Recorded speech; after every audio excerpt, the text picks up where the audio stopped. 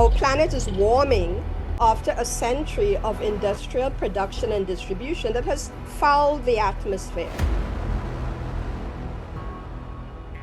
There is no aspect of life that is unaffected by these interconnected systems.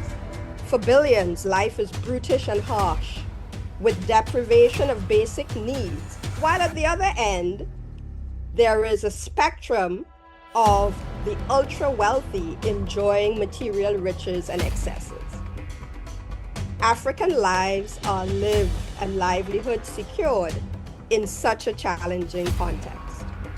To achieve prosperity and further well-being within these difficult macro conditions, our countries must show their mettle. Africa does not represent a large percentage of global GDP. However, that's only one side of the story. I want to know from you, because you are our leaders here in Africa, what is our way forward from today? Good evening from South Africa. Our theme, Unlocking Trapped Capital, speaks to one of the most pressing challenges of our time. The G20 presidency has essentially been defined by the key themes of solidarity, equality, and sustainability.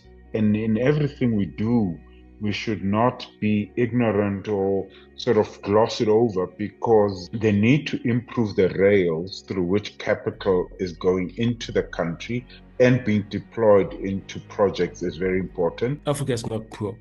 I mean, the riches of Africa have always flowed out of Africa for centuries.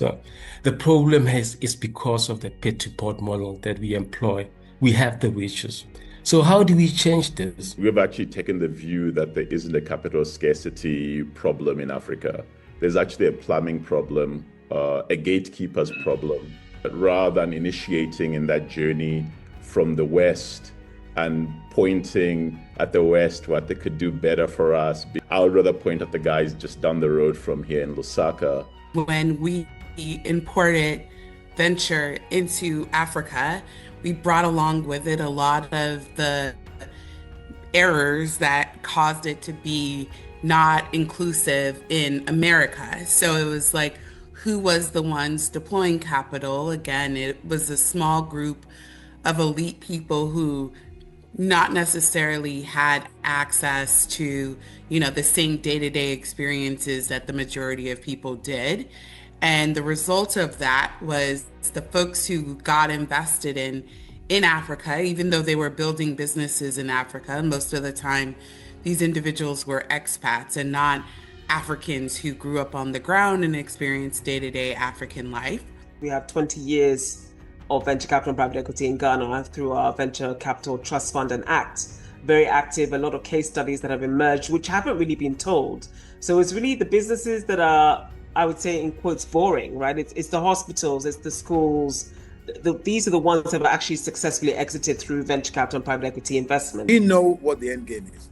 The pension funds are only allowed to invest in market-ready, market-tradable securities. So what we need to do is literally put the framework in place that allows you to de-risk this opportunity. Let's create more platforms where we bring the best in terms of practitioners and scholars working to solve challenges rather than simply to diagnose them. Financial capital and other forms of capital are an invaluable resource for Africa's liberation. There can be no human thriving and planetary stewardship without dramatic and fundamental improvements in the finance world. Unlocking trapped capital for sustainable and inclusive development is an imperative. Financial and non-financial capital must be accessible at scale to Africa, and in other developing countries. There are Africans on the continent and in the diaspora already doing what is needed. We are honored to work alongside them, bringing our own expertise, intention, and track record. As a final word, we invite your continued engagement as we unlock trapped capital, paying attention to these three key principles. 1, good governance. We have to do the unlocking of trapped capital so that capital is available for people who need it most and not only for individual enrichment. Groundedness. We must maintain a clear-eyed focus on our collective why and have regular feedback loops to check in with each other and make sure that we're still in alignment. And then the final G, the final principle. We must do this with global Africa in our gaze, because Africa is about embracing a cosmology and a worldview, not a physical space. I am Africa because Africa is within me. Thank you very much. And we are just about to start a process of unlocking trapped capital that will serve our people for generations to come.